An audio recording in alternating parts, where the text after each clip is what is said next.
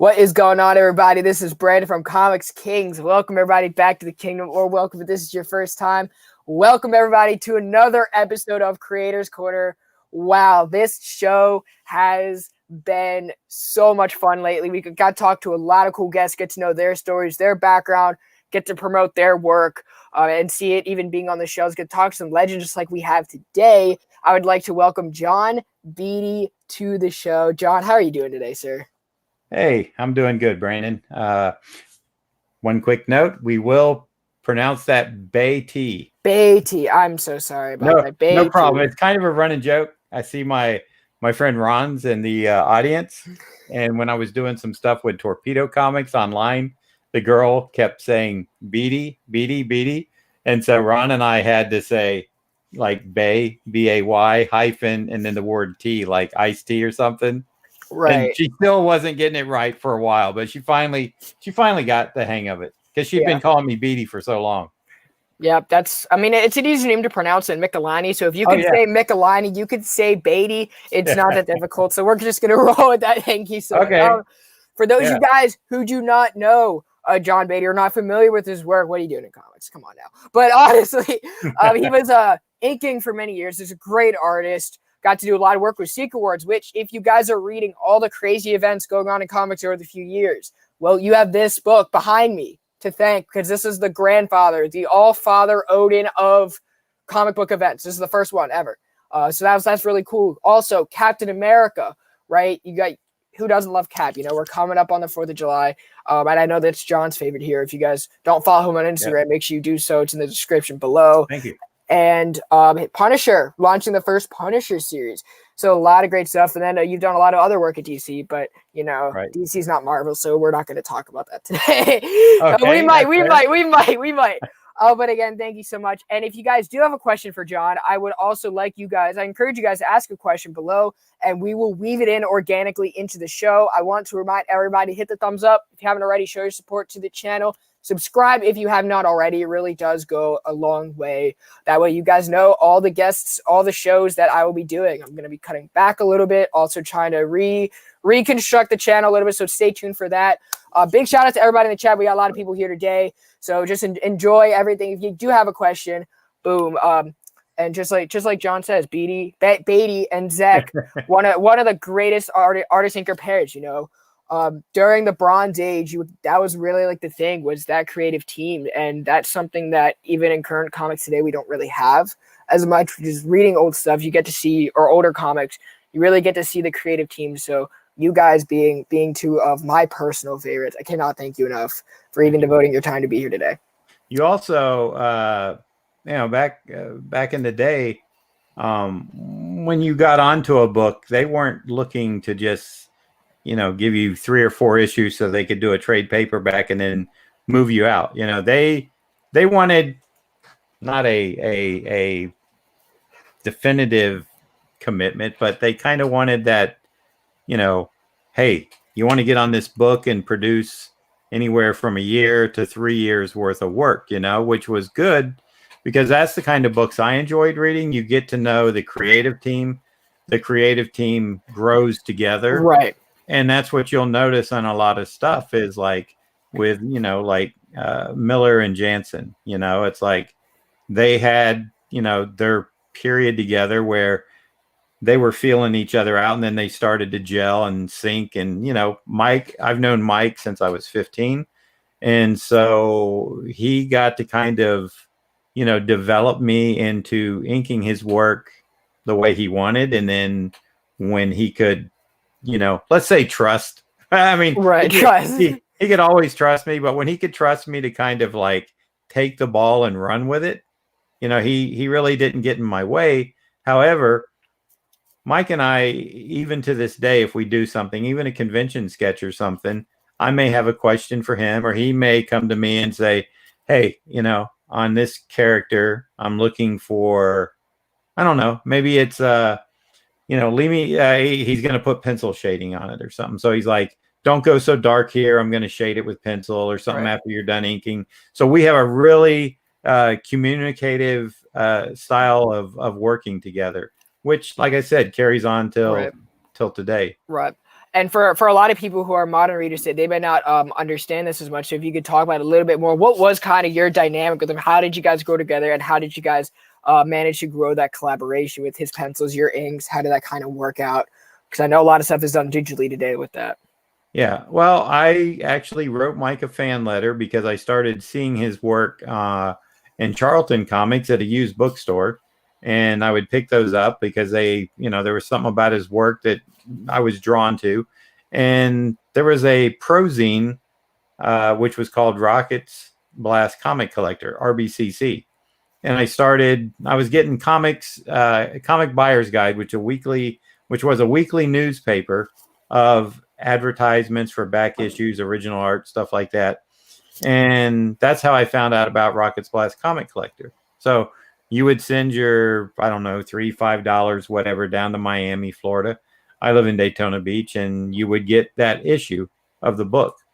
And you would find these little, you would either see a Zeck cover, maybe there was a back cover, maybe there were some little spot illos inside.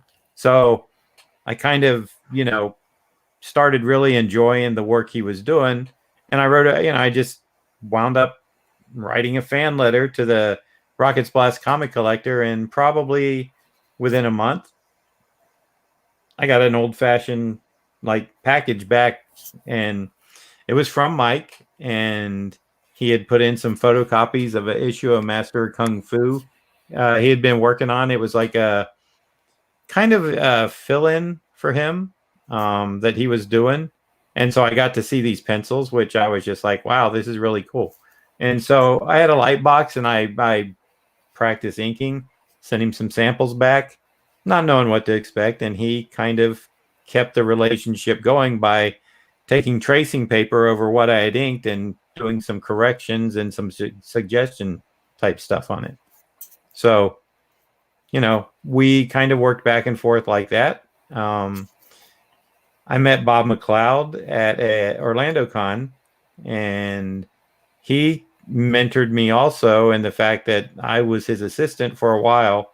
Again, living in Daytona Beach, Bob was over in Tampa, coast to coast. I would drive over, rule straight lines for him, erase pages.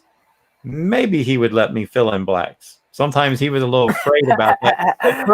At first, it was just ruling panel borders and erasing pages, just real manual work. But the great thing was I got to see what up close and personal, and while I'm erasing, I would study the line work and what type of detail and stuff went into a professional looking page.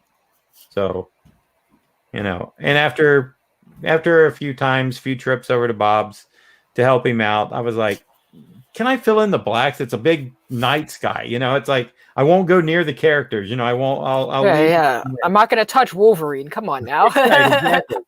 So he did. And, eventually, that kind of blossomed. So, it just was a natural progression of, and you don't have that these days. You don't have that, mentor, that's going to take you in. Or, I'm sure it's maybe available, but it's not like it was back in the day. It's not as common, right? You gotta really get lucky. Yeah, because people are all over the world now. Right. In the 80s, there was no internet or anything like that, so you literally had to either travel or get lucky that somebody was close enough by you that they would, let you come over and hang out, watch them work. Maybe you could show work in person. And that used to be much more prevalent at Comic Cons than it is today. They would actually have, almost every convention, people were bringing portfolios to show the other professionals, or Marvel and DC would also send editors to the conventions to do portfolio reviews. So they don't really do that, anymore because there is the internet, and if they see somebody, they can go look at the work they're presenting. Right. And unlike their Facebook, Instagrams, Twitter. Right. Yeah. And I've actually heard stories that people have gotten work by posting good work, showing improvement on the social media platforms. And an editor might be, tag them and just kind of trail them for a while. And when they get to what they feel is a professional level, they'll contact them and say, hey, I'm so-and-so from Marvel or DC. We'd like to give you a tryout. Are you interested? So right, a whole different world. Right, 100%. You know, though, I've only seen a portfolio review session one time, and that was with Image Comics because they had their editor, one of their editors in chief, Eric Stevenson, who is the chief creative officer at the time. Yeah. I think it's Robert Kirkman now, if I'm mistaken. Yeah. But you know, I've only seen it once. I've been going to cons for years. You know, you don't see it at Baltimore, which is I don't care what you say, it's 10 times better than New York. Right. I don't care what any of y'all say in the comments, but yeah. Baltimore is my home con, and it's great because it's small. It's a great show to everybody, and especially it's really all about the books. Right. So not really about like the speculators. That they're there for the books. Which is another thing that I wanted to ask you. How do you see the market of comic books evolved over the years? Because you've been in the game since the 80s, and now today with social media, with the TV platforms and movies. And just the way comics are looked at now, how do you see the progression of comic books in the marketplace? That's tough because it's hard for me to plop down $5.99 plus for one comic book. You know, I think when I started buying them off the newsstands, I don't think I got in on the 20-cent books. I wasn't really collecting then. I think the lowest I remember paying is $0.25, and I could get 4 books for $1. Right. And now it's $4 for $20. That's even with my discount. I know.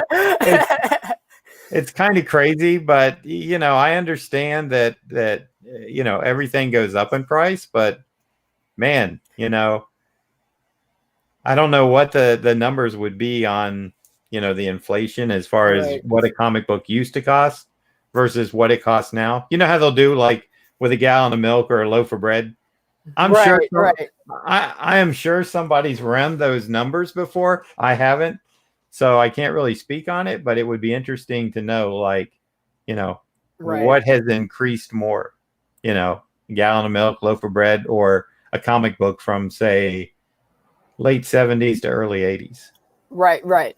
I mean, like, I know Secret Wars #8, which is obviously something that you've done. I know that's a bigger issue in that run because of that whole Spider-Man issue. But you're talking about how you got your comics off the newsstand. If you talk about how you got into comics in the first place, we kind of talked about how you got in the media, but how did you get into reading and enjoying these issues?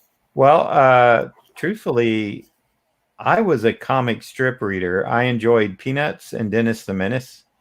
And I wasn't a superhero fan at first. And a neighbor of mine, they had a garage sale. He had a big box of Marvel and DC comics, and he wanted $20 for it.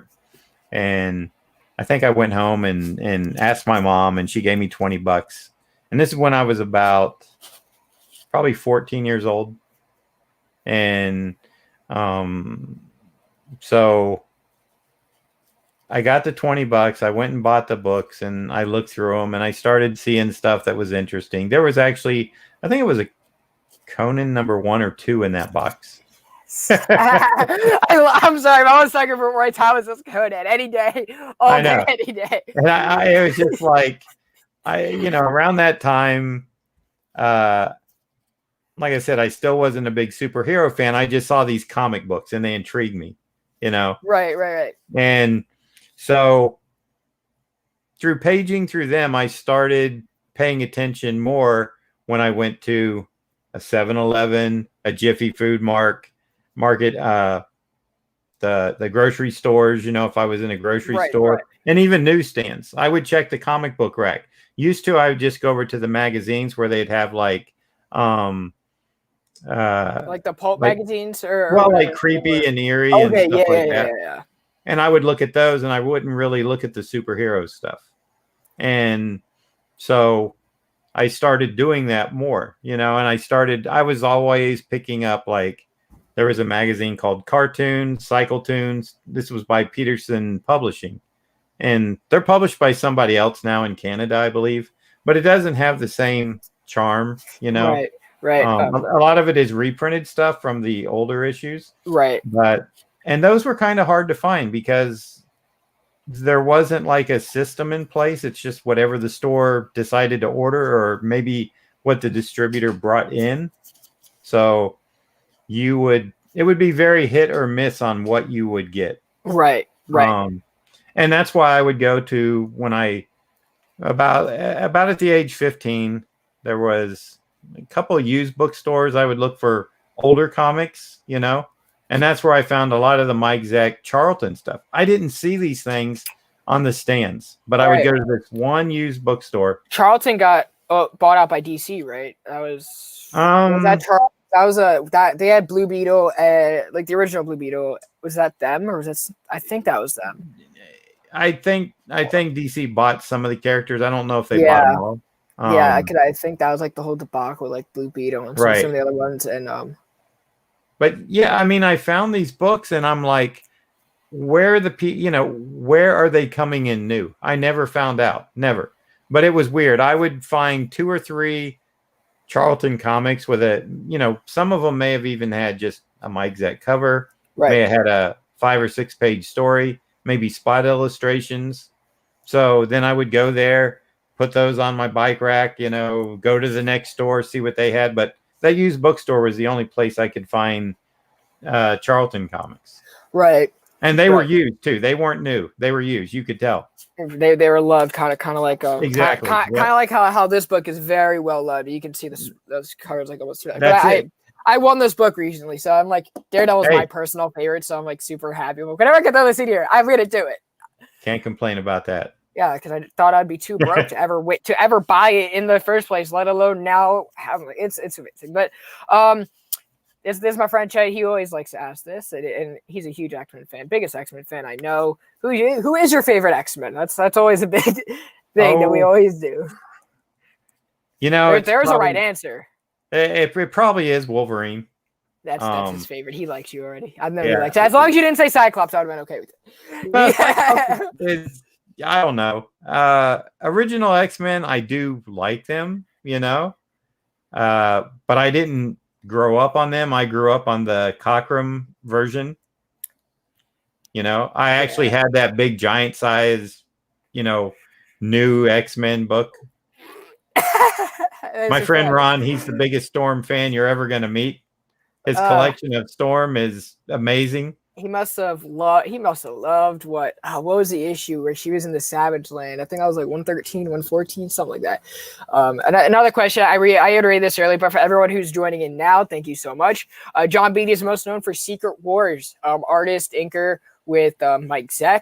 Secret Wars, first event ever. Big superhero collaboration in Marvel. Captain America, Punisher. He's done a lot of work, did some Venom. Did a lot of work, did some Batman later on. But did a lot of Batman. Did a lot of Batman for all you Batman fans out there. But I'll just quickly say I did 8 years of Batman, like straight 8 years with Doug Minch writing, Kelly Jones penciling, me inking. We did 3 years on the monthly comic, starting with issue 515. I inked the last 2 issues of the Batman Dracula Crimson Mist, I'll call it storyline, but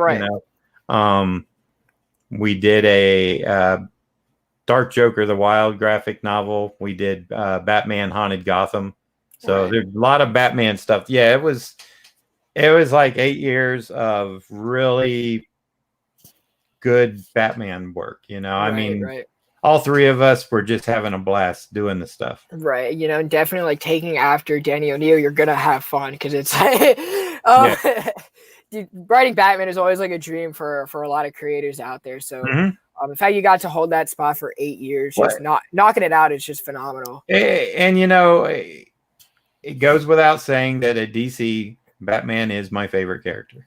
Out of Batman, but Captain America, you said was your all-time, if I remember your Instagram correctly. Another good question. What is your favorite Comic-Con to attend? There's a right answer, of course. It's Baltimore for anyone else. But well, now I love Baltimore, but my favorite is Heroes Con because that was a show that I was supposed to be at the very first one because we were actually doing store appearances for Shelton Drum before he decided to launch Heroes Con. And this was long before Baltimore. Yeah, Baltimore's 30 years. This was like year. Yeah, well, Heroes Con is 40. So a decade. And so yeah, that I was supposed to be at the first one. I'm on the flyer, and for some reason I couldn't make it, but I was at like the second, third, fourth. I've been to Heroes Con more times than I can imagine, because I was kind of in that group of, we'll call it, founding fathers that Shelton drew from creator-wise when he was looking for people to bring in to his shop for store appearances. And then when he wanted to do a show, you know, he had all of us guys that he could call on and say, hey, I want to start a show instead of just a store appearance. Right. Yeah. And what is your con circuit like this year, other than going to Baltimore? Are you doing any other cons? Yeah, I should be. You know, things were kind of weird at the beginning of the year. People still didn't know if shows were moving forward. Right. So I've got, I just got back from Mississippi this past weekend. Nice little showdown there. AVC conventions. I'll be doing one in Northwest Arkansas. I will be doing a show in Birmingham, Alabama. I'll be doing a one-day appearance the weekend after the Birmingham show in Calhoun, Georgia. So if you're around that area, come in and say hi. Let's see. Then I have the Cincinnati Comic Expo and Baltimore that I know of. I might be missing something, but I think for right now, that kind of covers it. There you go. You know, I always like seeing you guys. You know, I know Mike's not going to be there, but I know Bob McLeod's going to be there. So that's going to be a lot of fun. Definitely, because you guys are always great to talk to and having fun out there. That was a highlight for me. That was a big highlight for me last year personally. But let's actually talk about Secret Wars. Okay. Of course, like we were talking about it earlier, it was the first event. What was kind of your reaction to being involved in the project and what Marvel wanted to do? Well, it's funny. I just talked about this story in Mississippi. I get a call from Mike Zeck one day, and he had got a call from Jim Shooter, and Jim offered him Secret Wars and explained to him what it was. And basically, you know, Secret Wars was going to be the first big event from any comic company where most of the heroes and villains were in it. And it was a toy tie-in with Mattel, because I think Hasbro had the DC characters as far as toys. Thank you, Ron. And everything's going to be in the description right after the show. I'm going to drop everything in there, so you guys can definitely go check that out. And I was happy inking Captain America. See, Mike got a 6-month jump on Captain America before I came in. So he had done 3 years. I had done 2.5. I was content doing Cap. Mike was, 3 years into Cap. His favorite character is Cap too. And Secret Wars, of course, still was going to have Cap in it. So I was like, I don't know, Mike, I don't want to give up Captain America. I'm having a good time. And I said, we're going to have to draw all these heroes and villains. That's going to be a lot of work. And he's like, yeah, but it's got a lot of potential because of that, because of the all the right, all of the characters involved. And so Mike, being my quote big brother, and figured that I guess I could say I wanted to attach myself to somebody and have a history with, instead of just being a utility inker who would take on any project. Right. Yeah. I mean, you have those guys and you need them, but I didn't want to be that guy. Right. You wanted to have that mainstay, kind of like that home feeling. Right. I wanted to have like a lineage of work that people could kind of follow. And there was things in between covers and stuff that Mike and I did that, you look back and you're like, how did we fit this stuff in? So anyway, Mike said, well, I think it's a good decision if we do it. And, if you're with me, I'm going to call Jim and tell him we'll take it. And I said, well, if you want to do it, I guess I'm in, that was it. And so we, we did the Mike did the cover artwork, which is behind you, and it got edited. If you see the poster, you'll see the one that was actually used. They had to knock out a few characters on the cover just so they could get the logo in. Right. There was like, I think they cut out Thor. They cut out Mr. Fantastic. Right. Kitty Pryde was on the actual original that I inked, no, that's Rogue in there, right? Or is that Kitty? No, that is Kitty. They had Rogue, but they that's Rogue. That's Rogue. She's right behind Cyclops. Okay. It must have been Kitty Pryde, maybe. Right. Yeah, I don't see her in there. I see Monica's, Storm, She-Hulk. There's the only females that are in there. So she must got cut. Right. Okay. So yeah, I mean, she was inked on the original cover. If you have the IDW Art of Mike Zeck book, you'll see the actual, like, at actual size that we turned in. And so for the solicitation of, the big posters they used to send to comic shops, there was that. And then when they did the cover, they had to kind of uncramp it and give the logo some space. But kind of ran off the rails and lost my transition. But we did the cover. We did the first issue, and we were working on the second one. The first issue comes out, and we start seeing changes right off the bat. So that was not a good sign. Like changes to the script or changes to the overall? Changes to the art. Changes to the art? Yeah. Like panels redrawn, faces redrawn, expressions redrawn. So yeah, it was kind of like, what's up, and I guess, part of it was Jim was writing it, and he was also having to deal with Mattel with what they would change. So he changed some, Mattel changed some, and it just became kind of like a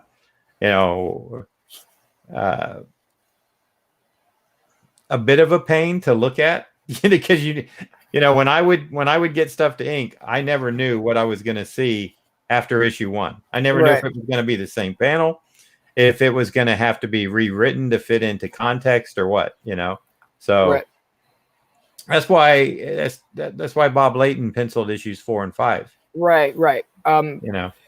Because I did notice that, and Bob is obviously amazing. And he was also on the show, for anyone who did not catch that. That's also a good one. He was the past 2 guests ago. Mm-hmm. It's hard. I kind of have a hard time keeping track of my ADHD and all the shows I do. Like, wait, when was he on? But it was, I think, just last month. Right. But, Bob was definitely fantastic on that book. And what I love the most is really the dynamic of the villains. The most with like Galactus, Doom, Kang, and Magneto. Because like Magneto was like, he was not having it with Doom. Doom was just like, yeah, I'm doing my own thing. And then Ultron he's like, yeah, I have nothing left. You can just hop on. And Galactus just wanted to eat the world, so and Galactus is like, yeah, I just want to get rid of Beyonder and eat everything. He's like, I haven't had breakfast in 3 days. What's wrong with you people? Right.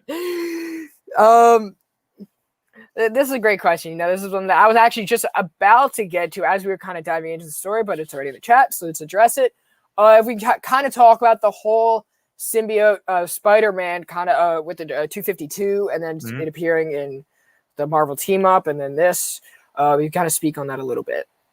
Well, the story behind the costume was Mike designed it and submitted it, and basically it was everybody that went to Secret Wars was supposedly, changed just briefly, like when the FF came back, Ben Grimm had stayed on Battle Planet and She-Hulk took his place for like 6 issues, 8 issues. I'm not sure. And then, he came back into the group. Well, with Spider-Man, it was just like, what do we do? Give him a new costume, So Mike drew the costume, sent it in. It was, nobody could really care less about it. Great design, though. And they approved it, and we went with it, and that was all it was. It was a throwaway moment, just like the rest of the stuff.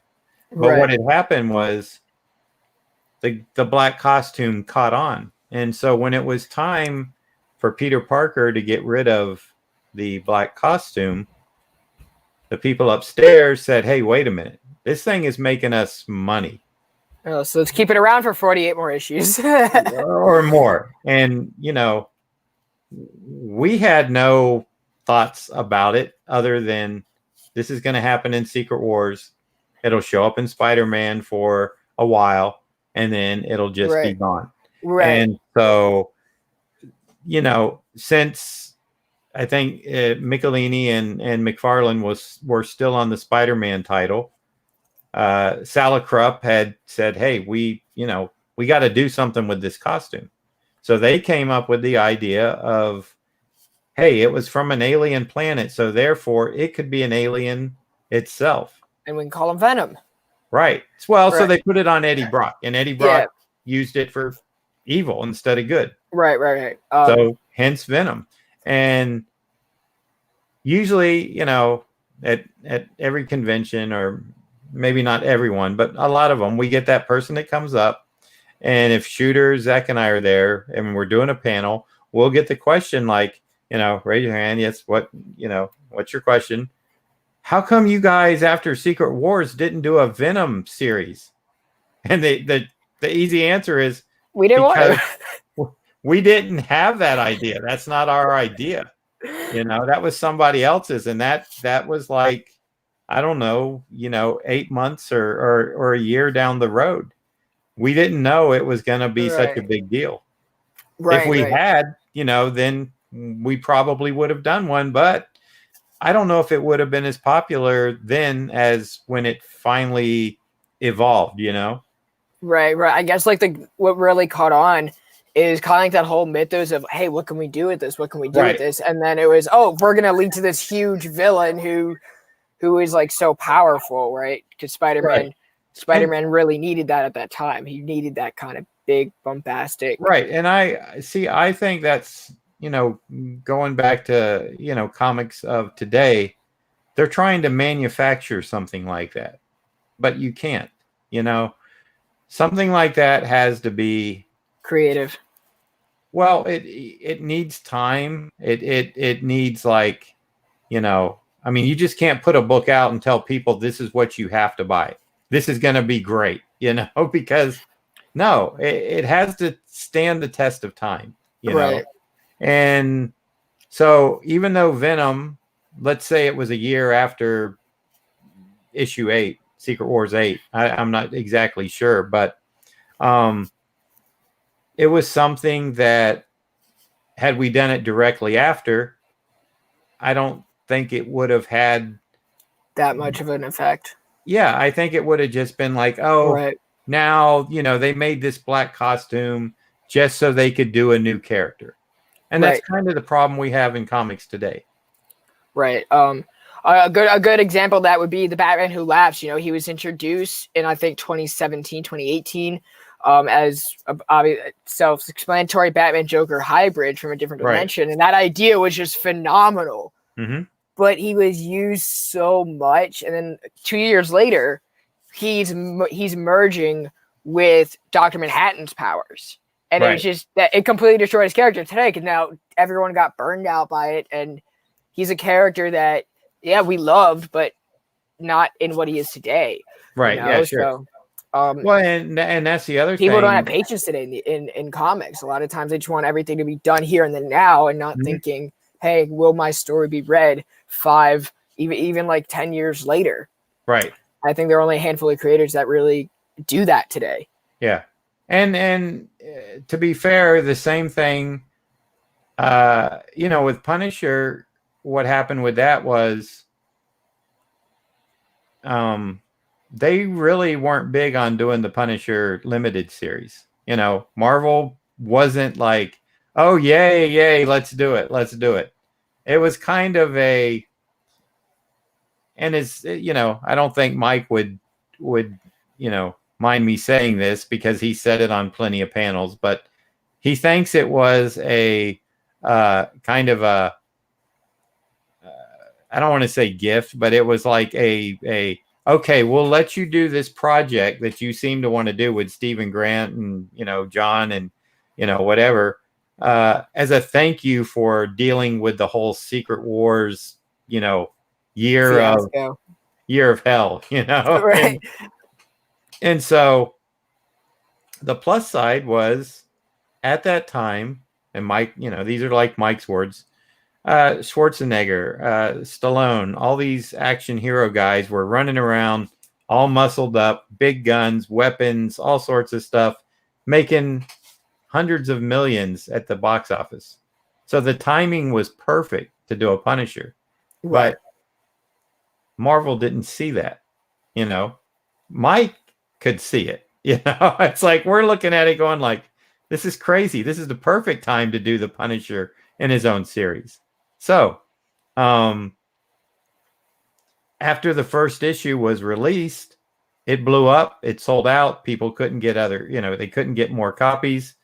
And once the series was over, then you see Punisher guest starring in 3 or 4 books a month. It's like, and then he gets his own book and stuff, 2 books or 3 books or something, Right, so, and then he's picked up by Klaus Janson and who did he? Doug Monet. Mitch. Doug Mitch.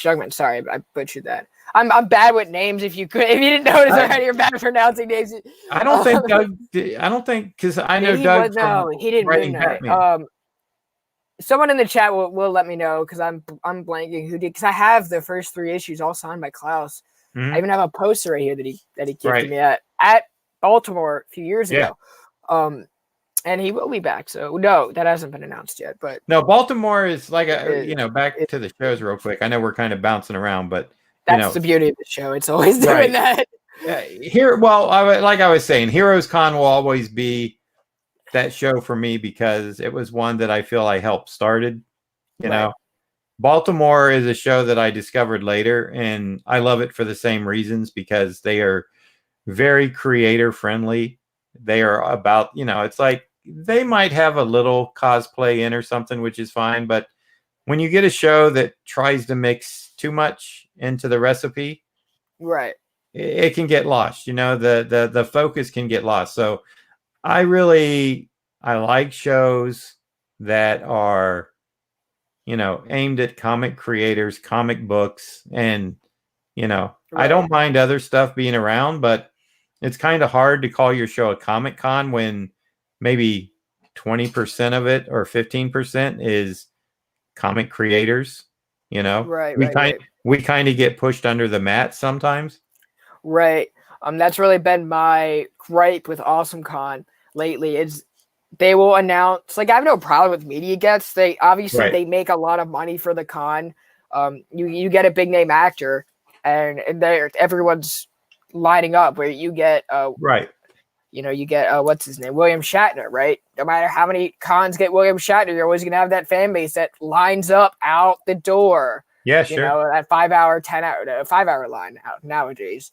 But what Baltimore is really great at, and if anyone hasn't gone to Baltimore and you're on the fence about check it out. Definitely check it out, because you get to meet a whole lot of, like, it's a good mix of modern creators and older creators, veterans. Believe me, veterans. It's funny because I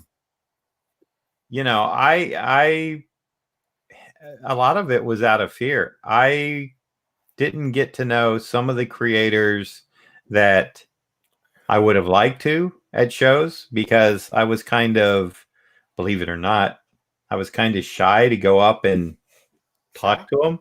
Yeah, I know. You wouldn't know it now, but I was the same way at first. But it's odd, It's like, I loved George Tuska's artwork. I never got the inking. Now, he did have a few issues with hearing. He couldn't hear very well. I know his vision was going when he was older. I really wish that's my son Jacob. What's up, Jacob? What did he say again? Let me see. No, don't come in, Jacob. He'll start making noise. But I just, I felt like, what do I say to these guys? And I don't know. So I kind of just pulled back. I would have loved to ink a Tuska job. Would have loved it. Right. Or Steranko. Oh yeah. I love that guy. Except he won't take a picture with me unless he'll take a picture with every single woman that I will bring with me, or like every single girl. They're like, oh, absolutely. He's like, I'll take a picture with her, but you can take the picture, you just can't be in it. But I'll sign your book. And I'm like, right, yeah. He's a real character. In fact, I love him to death, though. I love him to death. He is a guy I met for the first time, probably at Heroes Con 2017. At the time, David Spurlock was repping him at that show, and I kind of know David.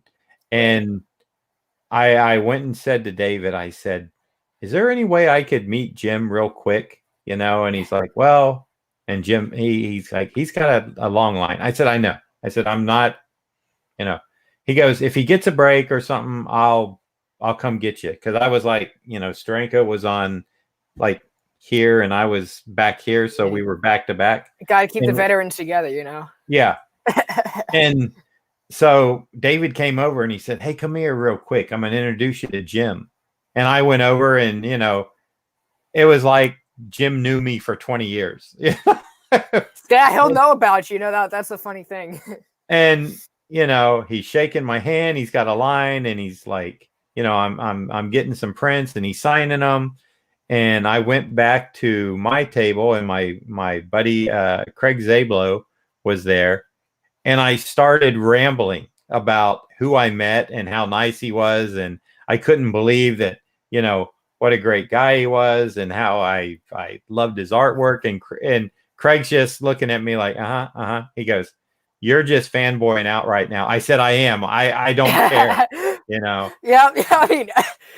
I did the same thing about him. I did the same thing over Jim Steranko. He created my favorite X-Men. He created Polaris, or co-created Polaris, and she's my favorite. And I'm so happy she's finally getting love. Mm-hmm. That's the one thing I wish Claremont and Byrne did, was give Polaris more love. But that's a different story. Yeah, no, it's like I said, I missed a lot of opportunities, and now that I'm quote the old guy at the show or one of them, it's like you can probably get a lot of younger artists coming to you. Well, you know what? I will go to them if I'm a fan of their work. I'll go over to them, and some of them don't know me at all. I'm just, I'm like, hey, hold up a Punisher, a Secret Wars, and say, this is who I am. No, they usually find out.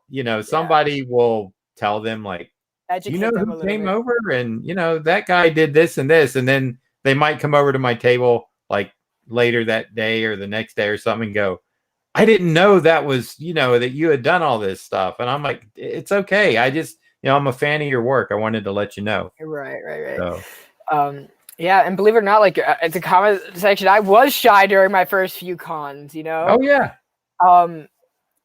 Yeah, 100% do meet him. I was shy, I think that's everyone at cons when they're meeting their favorite creators are a little shy too. But I think as you meet new people, it's like we're all just fans of comic books, Right. Like look at us today, we're just having a conversation. We haven't even talked about Captain America yet. But no. Well, we can just segue right into that. What draws you to Cap? Obviously you worked on him for a good 20 some issues. You later went back to the character. You did him in this big bombastic Dr. Doom pissed off book, but what really drew you to Cap?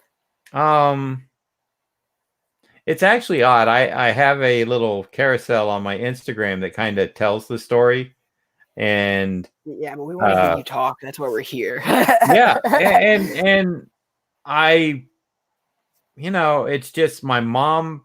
Her family is in Alabama, so every summer we would take a vacation, and one time she brought me home some comic books from this drugstore she used to work in, and there was a Captain America. I think it was 157 or something.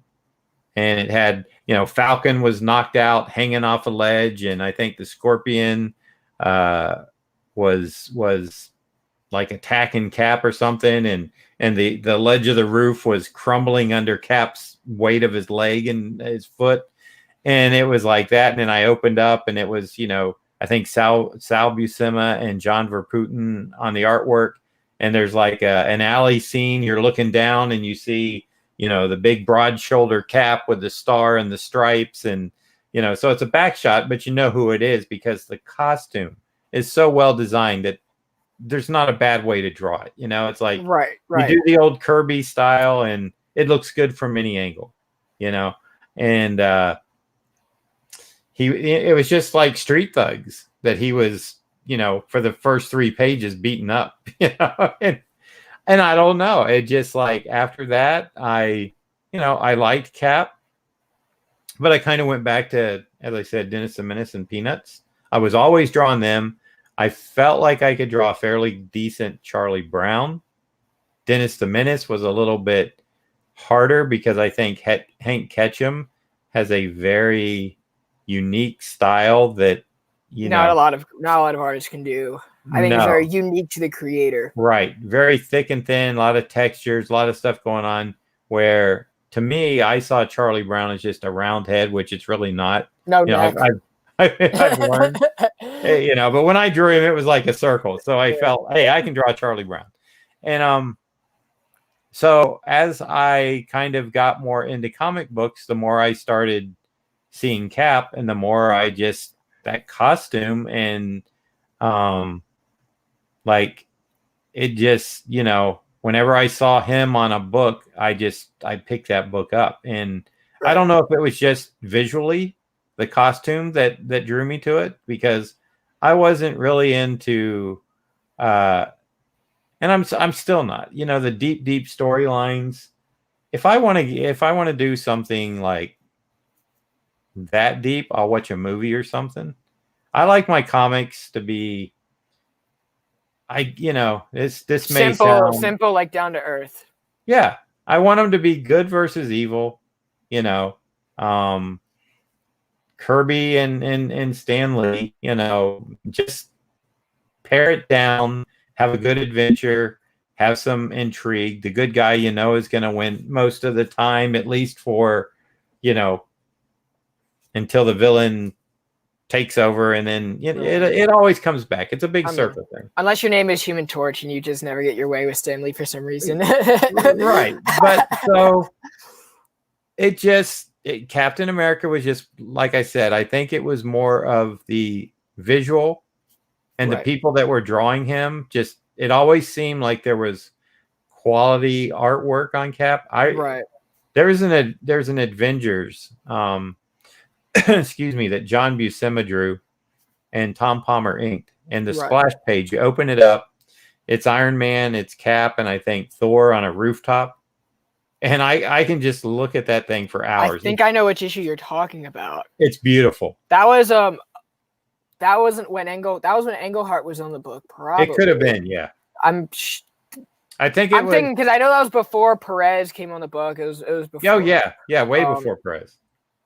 But I'm just trying to like date it, because I think I have a decent amount of knowledge, but it's hard to just pick that one issue out. But like I said, that whole Avengers run that Buscema did with Palmer inking was just great comic art. It definitely didn't get a lot of the love that it should have. Right. There are a lot of series that were like that. The 3 issues that Steranko did on Cap were just, you know, I mean, real early. I was looking at those going, and again, I bought them at the store, because I mean, I didn't buy them off the rack. They came out before I got into it, so I had to hunt them down. But when I found them, I was just like blown away by the visual.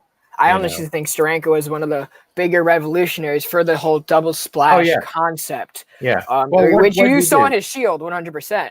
Right. He did like 32 or 33 comics, and look at the impact he's had on the industry. Right. Art-wise and design-wise and every other way. I mean, he had such an impact. Jack Kirby decided to name one of his characters after him. Mr. Miracle, for those of you guys who don't know. Yeah, sure. You know, so that's a little cool piece of history. When Kirby went over to DC, he created characters after some of his friends in Marvel. Right. And then he went over to Eternals and did the same thing he did in the New Gods, just with Eternals, because he wanted something to sell over Marvel. So as far as me liking Cap, it's like, it was a combination of things, but I think what it really boils down to is the design of the character, and then I don't know, I just had this. That was, like, I like Spider-Man, but I would prefer to be reading a Captain America book. Right. Cap is usually a little more simple stories. Definitely not what it is today. Well, I tell you what, too. I did like the older Kirby issues. Yeah, those are great. Those are great. Like the Tales of Suspense. I remember there's this great, like, they were what, like maybe 10 pages of Cap, 10 pages of Iron Man. And it's before he got his own book. And there's one where he's underwater and he's got this breathing apparatus and stuff. And it's like this Jack Kirby pose. And I think Joe Sinnott inked it. And it was just, it's one of those things I sit there and I look at, and I'm just, at first, just to qualify this, I didn't bond with Kirby early at all. It took me a long time to have this, like, thick skull of mine click and go, oh, now I understand Jack Kirby. It was just like, it's ugly. It's, why do people like this stuff? I don't understand it. But man, when that light went off in my head, it was just like, whoa, this guy is a beast, Right. For the amount of work he was able to pump out, he definitely was a good master at poses and making, like, I think a lot of his work was more about the impact. Right. Let alone, like, making everything as tight as possible, right? Because obviously, like, that part came a lot later. That's what kind of with George Perez more.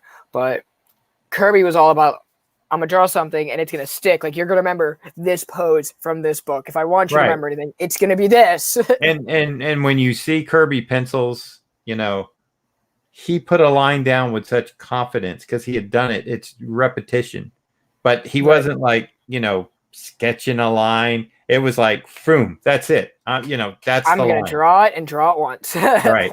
And it was so powerful and so good. And you just got to respect that confidence.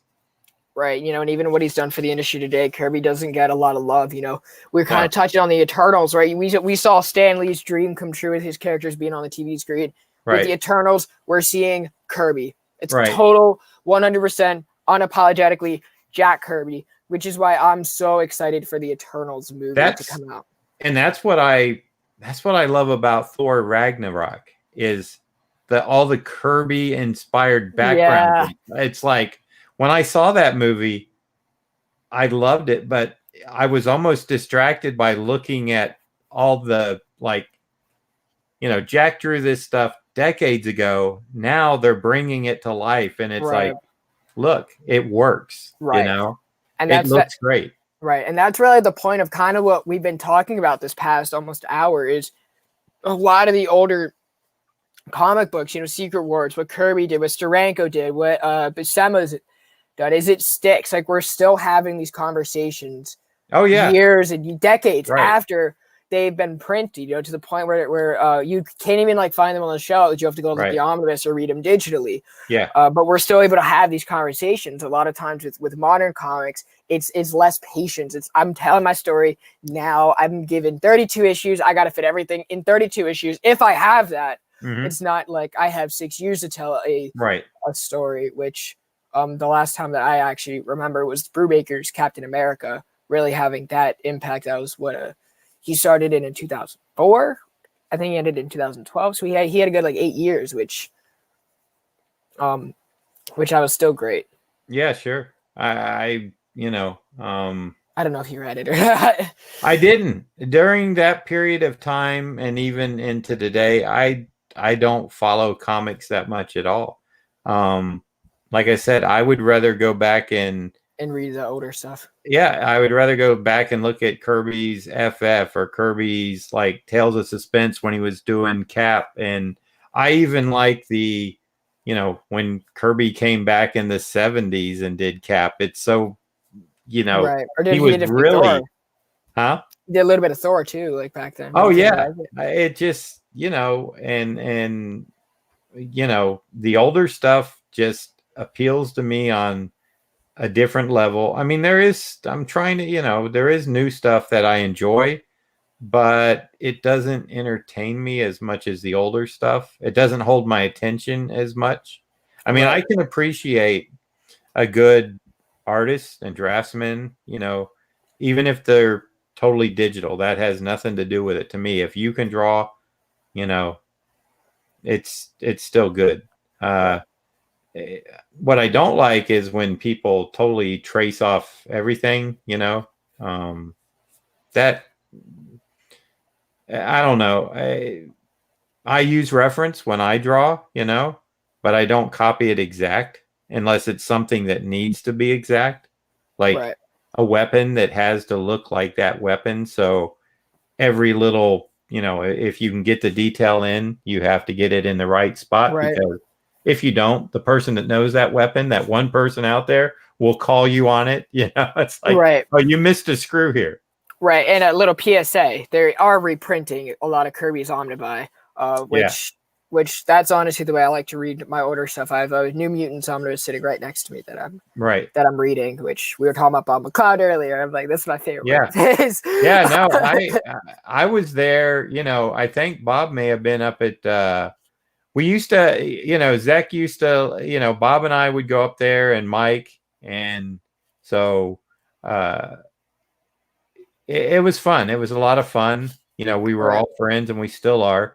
And so we would go into Marvel, turn in work, go back to Mike's place, work, and so yeah, I was around when Bob was actually penciling his first issue of X-Men, and then I think shortly after that I'm pretty sure he penciled X-Men for a while, because he transitioned from being an inker into penciling. So he did ink Kraven's Last Hunt. Which I was surprised, because when I first read it, I thought they were your inks, but then I looked back. Were you approached with that project, or? No, that was something that I wish I would have, been offered, but Bob was inking the Spider-Man, maybe 2 Spider-Man titles at that time. And the way they wanted it to come out was, I think, since it was a 6-parter, they wanted it to come out like in a month and a half, like every week. And I know there was a little bit of pre-planning on it, but it's one of those things that, it was Bob's book, so when they decided, instead of making it a prestige format, to just put it in all the Spider-Man titles so they could do it as a weekly read, I kind of, wasn't even considered for that, because they're not going to take a book. Like I said, back then, there was a little bit more respect for, it's your book, therefore, do with it what you will. Go for it. Like, do what you want. Right. Now, if it had been a graphic novel, or maybe a 6-issue prestige format, that maybe would have been a different story, but it wasn't. Right, because I know that was like a very common misconception. I even noticed people asking me, so you're going to talk about Kraven? And so I'm like, no. Well, maybe I'll see if he enjoyed it or not, because it's my favorite Spider-Man story. Right. I'm not going to ask it. To be honest, Kraven is, I've inked some headshots on Mike at conventions, and they're a lot of work. So I'm not the biggest Kraven fan out there. You got to get the chest hair all down. You got to get the beard, coat, the goatee, it's too much facial hair, man. I know it. That's why people don't want to do Thor. But man, this has been a great conversation. Wow, we're going on almost an hour already. Again, thank you so much for your time. And like I said, everybody, if you are catching the replay, mostly to my Canadian followers, happy Canada Day. I know most of you guys are not here today because, it's Canada Day and you're out celebrating. I get it. But make sure you guys subscribe. Make sure you guys follow Mike on his platform so you can check out his artwork as well. Definitely, he's putting up pictures almost every day. Almost every day. So you get to see his progress. And what are you working on currently? Myself, I'm working on just really commission work. Okay, so you're on taking commissions. Right. But it's, some of it's new, but not a lot. So I'm trying to think. I'm actually planning on bringing back my my own YouTube channel, but in a different format. I'm constantly, if Ron's in the room, he's kind of my sounding board on like, hey Ron, here's what I'm thinking of doing. Right. We all have those on YouTube. It's like, I have an idea. Do you think it'll work? And then, how can I do this? Yeah. Well, real quick, what I think I want to do with YouTube is do more produced videos instead of live. And then I feel that I would do a Twitch channel for more fan interaction, and do a drawing as I talk, because I've done it before. Yeah, that's true, Ron. I was going to bring it up, but it's not ready to pull the trigger on that yet. Well, if you ever do want to come back on the show and pull the trigger, you're always welcome here. Thank you. This is your space. This is as much as it's mine. Everyone is here for you. Everyone is here in the chat for you. They're not here saying Brandon, awesome guy. They're saying John, you're awesome. No one cares about me here today. They're here for you. so my idea is Twitch will be more of a answer questions, kind of take it easy, that type of thing. YouTube would be something that's more produced and then uploaded in, more of a professional format. Yeah, exactly. Right. I understand. And I always like to announce the next guest for the next Creators Corner episode, because I usually get them in advance. The next guest is actually going to be John Romita Jr. That will be July 21st at 3 p.m. And guys, that's awesome. I'm so stoked to be able to have this opportunity. John, thank you so much again for your time. You like I said, you're always welcome back.